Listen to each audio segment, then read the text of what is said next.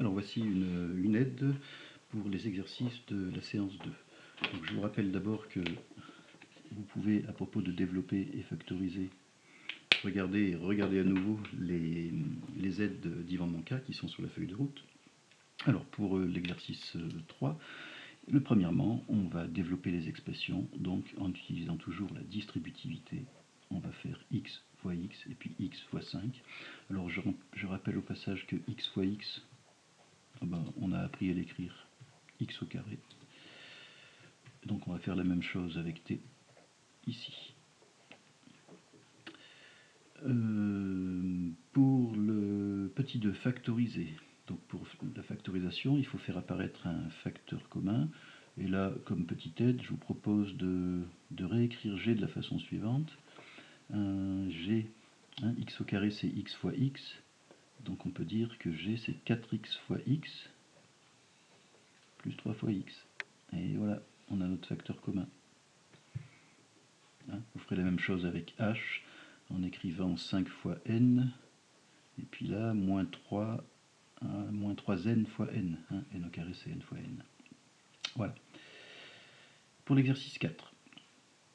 Alors, les nombres entiers consécutifs, donc 11, 12, 13, seront par exemple 3 nombres entiers consécutifs, et on demande dans le premièrement de montrer, plutôt on vous demande, est-ce que la somme de 3 nombres entiers consécutifs, c'est toujours un multiple de 3? Donc on peut par exemple essayer avec 11, 12, 13, on va voir ce que ça donne, avec 11 plus 12 plus 13, oui, plus, parce qu'il s'agit de la somme, évidemment. Donc 11 plus 12 plus 13, ça va faire combien? 10, 20, 30, 31, 32, 33, ça va faire 36. Tiens, 36, effectivement, c'est un multiple de 3, c'est 3 fois 12.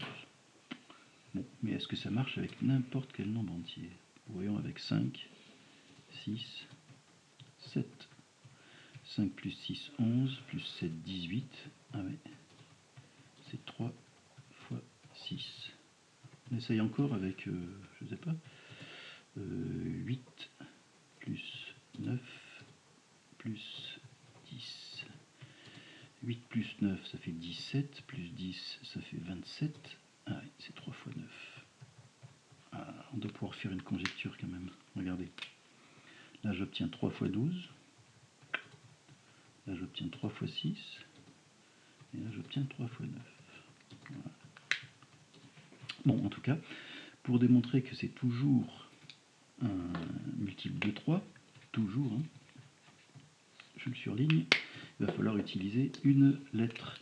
Et si n est un nombre entier, eh bien les nombres entiers qui suivent le nombre n, alors ça ne va pas être m et p évidemment, ça va être n plus 1, et puis n plus 2.